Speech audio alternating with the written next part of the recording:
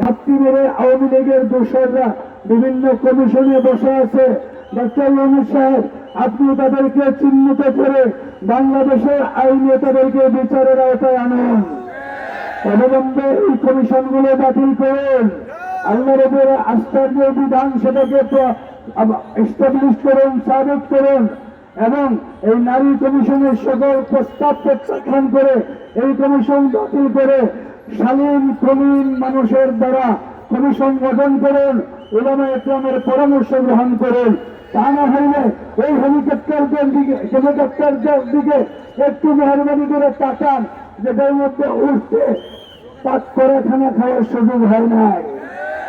তাকান ওয়ানুল্লাহের সরকারের দিকে, মঈনুদ্দিন আহমদের দিকে, যারা ইতিহাসের আস্থা করে নিক্ষিপ্ত হয়েছে। আমরা আপনাকে বাংলাদেশের সর্বোচ্চ সম্মানে চিরদিনের জন্য অধিষ্ঠিত করতে চাই। আপনার বিরোধিতা করতে চাই না, আপনাকে সহযোগিতা করতে চাই। ফ্যাসিস্টের দোষরদেরকে চিহ্নিত করুন, সরষের ভূতকে গৌরবিত করুন। আল্লাহ আপনার সহায় হন। আমরা হেফাজতের পক্ষ থেকে এখন এখানে বক্তব্য শেষ হলো।